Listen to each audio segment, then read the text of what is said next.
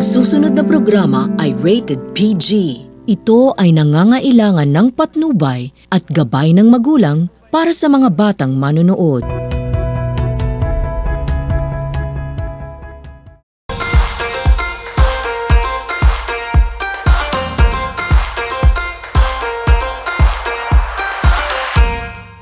Isang magandang araw sa inyo mga kabiyahe. Ako pa rin po ang nag-iisang kabiyahe Buddy Apple. At ako naman po ang inyong kabiyahe buddy Maika. At nandito tayo ngayon sa My TV6, biyahe tayo, #ipagsabi. Ayan partner, no? Bago tayo mag-umpisa, nais ko lang batiin ang bumubuo ng My TV6, biyahe tayo sa pangunguna ng aming station manager na si Director Christopher Sanji, ang aming program manager na si Pet Soka, ang aming TV6 admin si Mayra Rosarillon, Ang aming technical director, Simon Rest Rivera. Ang aming video editor, John Valencia. At ang aming piloto, Celso Gacos. Ayan, partner, no?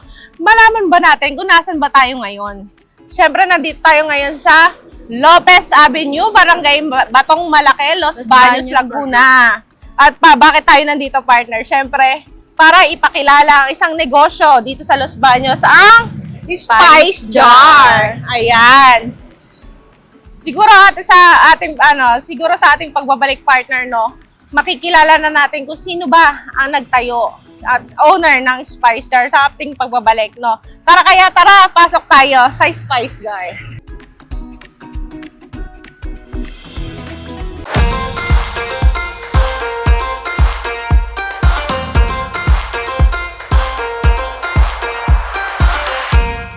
Hola, mabuhay! Magandang umaga po sa inyong lahat. Ako po si Chef Trin, may-ari po ng Spice Jar dito sa Los Baños. Nagsimula po ang Spice Jar, ang negosyo po namin noong 2011, nung kami po ay nagpakasal ng aking asawa. Ito po ay parang leap of faith lamang na ginawang business turned into a bigger one dahil lang po sa kagustuhan kong may gagawin po ako habang nagpapalaki ng aking tiyan. Kasi po ako'y buntis po nung nagsimula kami ng negosyo. Ito po ay nagsimula as a take-out counter. Malapit po kami sa UPLB. So, mostly po ang naging mga customers ko po noon ay mga UPLB students. Sila po ang nagpakalat ng masarap pong kumain dito sa lugar na to. And then, lumaki na po siya. Nagkaroon kami ng dining area. Malapit lang din po dun sa una naming stall. At doon na po nagsimula ang history ng Spice Jar hanggang lumipat po kami sa isang pinakamalaking lugar. Dito pa rin po sa Lopez Avenue. Ito na po yung pinaka-recent na place namin. So kaya po ang pangalan ay Spice Jar dahil po sa mga spices po na bote na dinidisplay ko po noon nung nagsimula kami. Ayun po yung ginagamit namin na pangtimpla sa mga products namin like mga marination. So doon po nagmula yung pangalan na Spice Jar. And dahil mahilig din po kaming kumain na maaanghang at mostly po mga paboritong product po namin or mga restaurant na recreate po namin yung mga paborito namin at doon po nagsimula yung mga produkto na mga Mexican food. So dahil po sa mga paborito po namin kinakainan. So tinatag po ito noong October 21, 2011 after po naming ikasal sa West po ng aking asawa. Ang mga unang product po namin na inilabas sa resto is yung pong mga favorite po namin na mga products. Yun po yung pwedeng ulitin. Sige. So, ang mga unang products po namin na inilabas is yung mga favorite po namin kainin. Like po yung mga glazed chicken, meron po akong ginger garlic chicken. Ayun po talaga yung nagpakilala sa Spice Jar. At yung chicken oriental pasta, na hawig po sa isang sikat na store na nag-o-offer po ng isang produktong kagaya nito. Nag-create po ako ng sarili kong version nito at tinawag ko po itong chicken oriental pasta. Doon po nagmula word of mouth na naipakilala sa buong Los Baños at Laguna ang mga products po ni Spice Jar. Tara po, samahan niyo po akong i-prepare yung mga pagkain dito sa Spice Jar. Ayan po, ma'am. Ano po yung tawag po dyan sa prepare niyo po? Ayan, ito yung chicken nachos. Chicken skin naman siya ng chicken skin na ginawang nachos. Instead na tortilla chips, ito yung ginamit namin na chips para sa nachos. Sino naman po yung nag-isip po namin ng mga menu niyo po? Ayan. So basically lahat ng mga menu sa resto is ako po yung nag-create noon. And then yung mga drinks naman po, sa husband ko naman po. Siya yung nag-develop po ng coffee, cocktails, at iba pang mga beverages. Paano yun, ma'am? Paano kayo natutong mag-isip ng mga ganyan? May, ano po ba yung natapos niyo po, ma'am? Actually, bago ako mag-take ng culinary, yung background ko talaga is yung tatay at nanay ko po ay mga kusinero at mga kusinera. So, chef po yung tatay ko sa Saudi. And then, nung habang lumalaki ako, na-expose ako sa pagluluto dahil sa kanila. And then, siguro nung after graduate ko na, doon ko na-realize na may passion pala ako sa pagluluto. Doon ko din na-develop yung iba't ibang product na parang nire-recreate ko siya. Every time na pumupunta ako sa isang resto, nire-recreate ko yung nagugustuhan kong produkto. So, yun, nagugustuhan naman ng mga customers, maganda yung nagiging feedback nila. Ay, ma'am, ano naman po yung naging motivation nyo para maitayo nyo po yung business? Yan. So, una sa lahat, syempre, yung motivation na meron akong pagkakitaan habang nagpapalaki ako ng tiyan. Dahil yung husband ko ay nagbabarko siya. So, ako lang yung nagsimula nung business na maliit lang talaga. Kasama ko yung mga kamag-anak ko, nanay ko, mga pamangkin ko, at mga pinsan. Sila yung mga una kong mga naging employees. And then hanggang sa lumaki na po yung business. Yung mga staff niyo po dito, ma'am, dinaan niyo po ba sila sa training niyo po? Yes po. Dumaan po sila sa training. Actually, ito si Chef Niela, 6 years na siya sa akin. And then after 3 years niya dito, pinag-aral ko siya sa culinary. So ngayon, yes, siya na po ang sous chef ko dito. Ang galing naman, ma'am. Talagang hindi lang talaga empleyado po yung tingin niyo po dun sa tao niyo Parang po. Talagang pamilya na. ginawa niyo na po ang pamilya niyo po. Actually, opo. Kailangan pong ma-develop din sila. So, ako, nag-aral din ako para mas gumanda yung takbo ng business, operations. Ganon din sila. Dapat na tumataas din yung antas ng kaalaman nila pagdating sa kusina. Ano naman pakiramdam niyo, ma'am, na ayun po, nakapagtapos po kayo ng empleyado niyo po? Siyempre, malaking kagalakan at saka proud kami na meron kaming mga naturuan na mga simpleng empleyado. Kumbaga, hindi nga sila nakapag-aral, nakapagtapos ng college, pero ito naman yung narating nila dito sa Spice Jar. Oh, yun, napakagaling, no, partner. Siguro sa pagpe-prepare ni ma'am ng itong menu na to, ay ituloy natin yung kwentuhan. Yeah. Ayan. Ayan, ma'am. Bali, ilan na po ba yung empleyado niyo po dito sa Spice Jar? Ngayon, meron akong 32 employees sa Spice Jar. Kasama na yung nasa commissary, bakery, at saka yung may mga part-timers din ako na mga estudyante. Bali, ma'am, ilang branch na po ba si Spice Jar? Sa ngayon po, isa na lang siya. Pero before, nagkaroon din kami sa mga food park, nagkaroon kami sa isang ospital, and then eventually, naglagay na lang kami ng isang pinakamalaki na parang nandun na lahat yung kakailanganin. May kape na, may cocktails, may donuts din po kami, and cakes. Natanggap rin po kayo ng mga, kunwari po sa events, gano'n. Yan. Actually po, more than 10 years na po kaming nagki-cater. May mga weddings, birthdays, and mga intimate celebrations. So, ginawa na rin po naming events place po yung taas namin, yung Romulo Hall.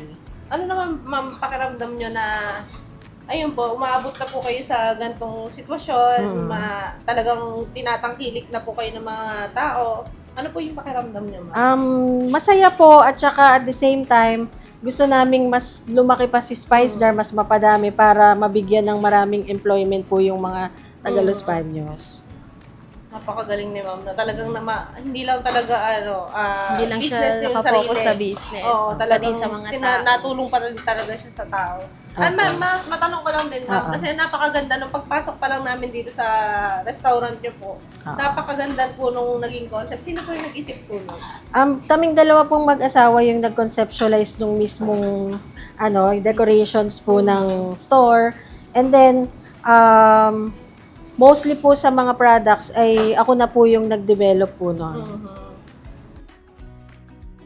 Yan. So, ito yung ating homemade salsa.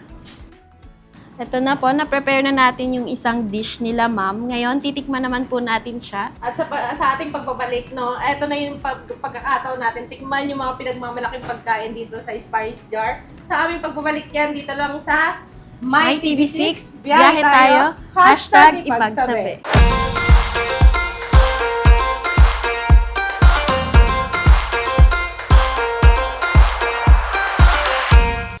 Ang programang ito ay hatid sa inyo ng Royal Cable, Bridging Communities and Connecting Businesses, Motor Central, Kaibigan Community, Royal Star, ang appliance store ng bayan, at Rabam Laguna Corporation.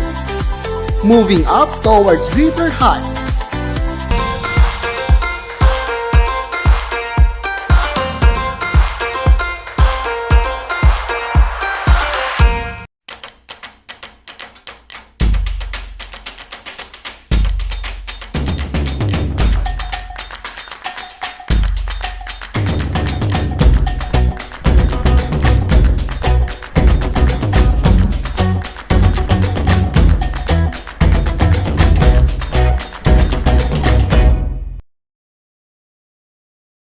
At nagbabalik pa rin kami dito sa aming programang My TV6, biyahe tayo. Hashtag ipagsabi. Ayan, kanina partner na nakilala na natin kung sino ba yung may-ari ng Spice Jar. At nalaman na natin ang history. Kung saan ba nagsimula at kailan itinatag ang Spice Jar. Ngayong pagkakataon na to, ay titikman naman natin mga pinagmamalaking menu dito sa Spice Jar. Siyempre partner, ikaw na magsimula. Diyan. Okay. Ano bang sisimulan natin dyan? Ito muna. Hindi na niya malaman kung ano yung Siguro simulan niyo muna doon sa appetizer natin na chicken nachos. Ayan, so ito meron tayong hand gloves dito. Ito po yung chicken nachos. Ito ma'am, hand gloves. Ay. Ito yung prepare natin kanina habang ini-interview natin si ma'am sa loob. At prepare talaga ni ma'am yung ano. Ma'am, ano po ba yung meron dyan sa chicken nachos? So meron siyang cheese sauce, sour cream, at iba't ibang mga gulay. And then, mas masarap siya kung lalagyan niyo siya nito homemade salsa natin. Yung salsa po, ma'am, yung pinaka-sauce po, kayo rin po ba yung gumawa? Gawa. Opo, eto. So ano to, lahat po dito ng mga sauces ay gawa po namin. Sariling gawa. Eto na. Diyan muna kayo, guys. Kami Titikman muna namin. Ikaw, ma'am. Sige lang. Ang laki. Ayan. Hati na tayo pati ng haba. Ang laki. Yan, sausaw, lagyan yung gulay. Ako hindi ako talaga mahilig sa gulay. Pero pag mga gantong Yung mga cabbage, yung mga ano. Yan, so lettuce naman yung masarap kainin ng fresh. Gusto yung lasa. kaya kaya talagang tinatanong kay Dick ang Spice Jar. Appetizer pa lang. Masarap yan. Ang sarap. Yan. Matanong ko lang din, ma'am. Ilan po ba yung kaya accommodate ng Spice Jar? Hanggang Dito? mula dito sa baba hanggang sa taas. Ayun. Dito sa baba, kaya namin mag-accommodate ng up to 60 packs. And then sa taas, kaya ng mga 25 to 30 dun sa mga hall namin area. Tuwing anong oras naman po kayo nagbubukas, ma'am? Open kami from 11 a.m. to 10 p.m. Pero 9:30 last order na po kami.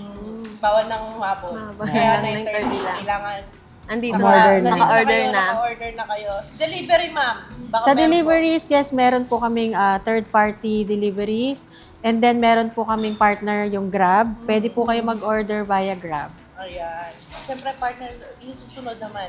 Ano naman Ayan. susunod natin titikman? Eat time Ano na gusto rice. niyo? Kasi ang Pilipino ay mahilig Makanin. sa rice. Kanin. Ano naman po ang nilalaman po nitong Ayan. ano na to? Etong chicken and spicy white sauce, personally created ko talaga siya. So, actually, inventong lang siya sauce. Pinagsama-samang iba't ibang herbs and spices. Hanggang Sa nagustuhan siya and top 2 talaga siya na bestseller ng Spice Jar simula nung nilaunch ko siya noong 2012. Paano, ma'am? Sino yung unang-unang tumitikim po ng ginagawa niyo po? Siyempre yung asawa ko. Ano Siya naman po yung first impression po ni Sir pag Yeah. tinikman po niyo po Nakakagawa. yung luto niyo po? syempre, laging masarap. Ewan ko, siguro lahat ng in-offer ko sa kanya masarap, Masarap. Pero sa tingin ko naman, reliable naman siya dahil mostly naman ng mga customers namin nagugustuhan lahat ng mga products na nilaunch namin. Tsaka hindi naman to lalabas yung menu nila, ma'am, so talagang hindi masarap. Yes, tama. Talagang tatagalitin dito. Tsaka ma'am, etong meal na to, pasok ba sa budget ng mga estudyante? Yan. So, ito ang isa sa pinaka-affordable na menu na pwede nilang matikman sa Spice Jar. Siguro yung price nito ay i-display na lang natin or Ipa-flash tingnan na na lang lang. nila kung talagang interesado silang matikman ng mga Yan. menu dito sa Spice Jar. Pumunta na lang din talaga dito sa kung saan Bisitahin. matatagpuan ba, partner? Dito, Opo. syempre, matatagpuan sa Lopez Avenue, Barangay Batong Malaki, Los Los Baños, Baños, Laguna. Laguna. Yes. Ayan, wag niyong kakalimutan yung address na yan at ang pangalan na Spice Jar. Lagi niyong tatandaan na idagdag nyo sa mga bucket list nyo kung saan kayo mga pupunta. Ito mo Spice Jar. Yeah. Siyempre, ituloy natin yung ating pagpapakilala sa kanilang menu. Yan. Mabigat. Mabigat. Ito po. Ano Yan. po Ito ito? naman. So, ito naman yung birria. So, Birria. beef birria kesa tacos. Ito po yung version namin ng birria. And we're not using po yung flour tortilla. So, corn tortilla po yung matitikman nyo dito. At kakaiba po talaga siya dahil dinidip po siya sa consomme. Kung saan siya in-slow cook. May- Dito, pinakuluan siya dyan. And then, may mga authentic herbs and spices. So, yung mga chilies po na Mexican talaga, guajillo, ancho, arbol, yun po yung gamit talaga namin para makuha namin yung authentic na lasa ng birria. Ma'am, paano yung mga spices nyo? May mga supplier po ba kayo? Talagang kayo Yes. mismo yung kumukuha saan? Meron po kaming mga supplier. So, mostly meron kaming mga Mexican products na supplier talaga. Direct na kami doon. Sila yung nag-provide ng mga tortillas, mga fresh nacho chips, mga sauces po na authentic talaga, lalo-lalo na sa mga chilies po na ginagamit namin. Ito naman po, mamaya tayo dito. Ayan. Kasi malapit na siya sa akin. Para madali na. So, ito naman yung tortisa. Ang tawag namin dito ngayon is OG tortisa. Kasi siya po yung pinakaunang flavor na lumabas. Beef taco yung pinaka-flavor niya. Ito yung version namin ng pizza. So, we're not using po yung traditional na thin crust. Ang gamit po namin is tortilla. Ayan. Bukod po dito sa flavor na to, meron pa po ba kayong ibang flavor? Yes. So, bali noon, may 5 flavors kami. Ngayon, nag-down to 3 flavors na lang kami. Meron kaming 4 cheese na maganda sa mga kids kasi hindi siya maanghang. And then, yung isang bago namin is the truffle mushroom tortisa. Yun naman is magandang i-partner sa spicy honey. So, nagko-complement siya Ito sa naman. truffle. Ito naman po yung next natin. Oh, bigat. Mabigat ba, partner? Ayan. So, ano naman pong tawag natin dito? So, ito naman yung tinatawag namin na Pinoy style burrito. Ito naman yung version namin ng burrito na mararamdaman mong Pinoy na Pinoy kasi ang laman po niya is sisig. So, Kakaiba. talagang pag kinain nyo, sobrang mapufull kayo kasi may kanin po talaga siya. So, yung spice rice namin, yun talaga yung signature rice na ginagamit namin dito. So, yan pong medyo ma-orange na rice na matitikman nyo. Spice rice po ang tawag namin. Ito naman po. So, ito naman, isa sa pinagmamalaki din namin yung mga smoked meats. Bukod sa smoked angus, ito po yung isa sa masarap na tikman, yung Texas smoked ribs. Ito naman po ay slow roast po siya. Slow barbecue for 6 to 7 hours po sa isang chamber. Talagang malalasahan at mararamdaman mo yung Nanunuot. usok. Oo, yung lasa ng Pag usok. tayo dyan at tinikman na natin yan maya-maya, no? Yes. Siguro nahiwalay na talaga sa buto. Yes. Sa Sobrang tagal lam. ng pinakuluan. Talagang Actually, hindi po pakulo talaga. Smoke talaga siya. Barbecue. Kaya sobrang Oo, tagal. yan. pambata. Yan. So, ayan, churros. Ito naman ay gumagawa din kami ng sarili naming pastry ng churros. So, everyday po, yan ay fresh po na batch na ginagawa namin. May kasama naman siyang dip na dark chocolate po, na ganache. Pero may mga ibang flavor pa po siguro. Meron po, may caramel, and then pwede nyo siyang mas i-elevate into a la mode. So, meron kaming s'mores a la mode, may mango a la mode, and then merong chocolate a la mode. Yun lang. Ngayon napansin ko rin po, may mga cake kayo dito. Sino po yung nagbe-bake? Ayan. So, ngayon po, meron na akong sariling baker. Pero, ayun, ako pa rin talaga before nung bago pa lang nagsisimula. Yan po Kayo talaga yung sinimulan kong gawin maggawa ng mga cakes, wedding cakes. And then, eventually, nag-train na po ako ng baker para mas marami pa po akong ma-produce na mga iba't ibang products. Talagang hindi may iwan ni Sir si Ma'am. Ay, Talagang pagkain pa lang. Talagang kasama Wala. din. Wala na Next naman po, makakapantay. ito din po, Hands down tayo dyan. donut. So, ito naman yung namin, handmade donuts. So, gumagawa po kami ng sarili naming donuts. Iba't ibang flavors din yung matitikman po ninyo. And then, ngayon po, maganda po na mag-pre-order para mapili nyo kung ano yung flavor na gusto nyo talaga. So, ito, yung ilan sa Mga mga bestseller. bestsellers po ng donuts po namin. Parang ka-level na niya isang brand ng Oo. pagkain. Brand. Actually, parang pinag-combine nga daw po yung dalawang brand Bukod po dito sa mga ino-offer niyo po na pagkain, ano pa po ba yung meron kayo sa menu niyo? Ayan. Dito sa menu po namin, meron kaming mga party trays. So, kapag kailangan nyo po, like meron kayong mga special occasion sa bahay or sa resort, sa events, ayan po yung isa sa pwede naming may offer sa inyo na pwede nyong madala sa mga gatherings. So, party trays po. Ayan. Bukod dyan sa pagkain na hinayaan sa atin, syempre may mga iniinom na ino-offer din ng spice jar. Katulad Yeah. po nito. Ayan. Kakaiba. So, yan naman po yung Conut. So, ano siya, coffee and donut bundle. Kapag bumili ka ng Conut, mas nakakatipid ka kasi parang free mo na yung donut dun sa kape. Yan, kakaiba siya. Yeah. Dito nakalagay. Oo. Yes. Dito po sa mga drinks po, ano pa po ba yung mga meron po sa spice jar? So, bukod po sa mga coffee and other beverages, meron po kaming mga cocktails. So, yun po talaga yung ilan sa pinupuntahan na magandang pang-pairing sa Tex-Mex food. So, yung Birgarita, isa po yan sa magandang tikman po dito. And yung spicy mango margarita and mojito. Yung sa mga nabanggit nyo nga po, may mga alak po kayo ino-offer Yeah. po dito. Binibigay nyo rin po ba, may mga limit din po ba sa mga Age age limit. katulad sa mga Sa estudyante limit. po? Actually, wala namang limit kasi since maliit lang yung amount ng liquor niya, hindi ka naman talaga malalasing. At saka, dahil mahal din siya, expensive talaga yung Hindi siya basta. yung brand na mga ginagamit na mga liquor. So, hindi ka na makakarami. Kumbaga, good for pairing lang talaga siya to spice up din yung heat level nung natin, mga pagkain. Magandang compliment. Ayan, no, ma'am. Ngayon naman po, ma'am, hihingan po namin kayo ng advice para po sa mga gusto rin po magtayo na katulad nyo po, na talagang nagtagumpay po sa pagtatayo ng business. Yan. So, yung pinaka-best advice ko dun sa mga gustong mag-business, mag-start ng negosyo, kailangan pag-isipan nyo talaga munang mabuti kung ano yung perfect na negosyo na magugustuhan nyo at ma-enjoy nyo na gawin.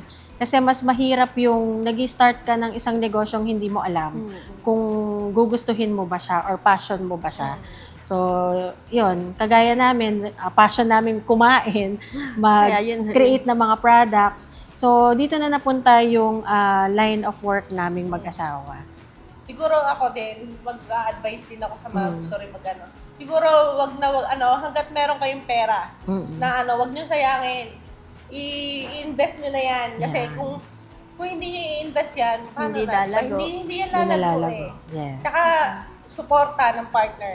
Suporta Ayun. ng magulang. Mga nasa paligid, Suporta ng mga tao magulang. sa At syempre sa paligid. taas. Yes. Si God, lagi nandyan sa atin yan. Ikaw, partner, may ma-advise ka ba? Ang ma-advise ko naman, sa business, syempre, hindi naman talaga mawawala yung mahina yung kita.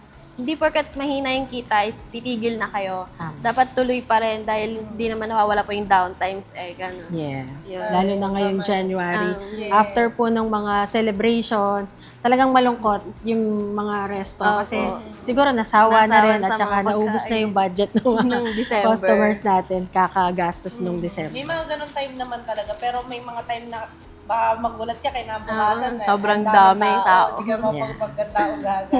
Yeah. Siguro ito na rin yung, ma'am, yung pagkakataon nyo pong Ma-promote. i-promote ang inyong business po kung saan po matatagpuan. May cellphone number para po sa mga deliveries. FB sa mga page. orders po. FB page. Ayan, so inaanyayahan ko po kayo na bisitahin ang Spice Jar. Dito lang po sa Los Baños along Lopez Avenue, Batong Malaki, Los Baños, Laguna. And meron din po kaming deliveries. So if you want to have your food to be delivered, just contact po yung 0905-301-1071. And you can also reach us sa Messenger via Facebook and Instagram. Pwede po kayong mag-message doon ng inyong order and we will book a rider po para mag-deliver. And also, nasa Grab din po kami para mas convenient. One click away, makaka-order na kayo. Yan ang Spice Jar Food. Ayun, wag niyong kalilimutan ng Spice Jar. Maraming salamat po, Ayan. Ma'am Catherine. Thank you din po Maraming sa inyong salamat dalawa. po. Sa susunod na episode, abangan niyo po rin po kami. Ako pa rin po ang nag-iisang kabiyahe buddy Apple. At ako naman po, ang inyong kabiyahe buddy, Maika. At nandito pa rin tayo sa My TV6, biyahe tayo. Hashtag ipagsabi!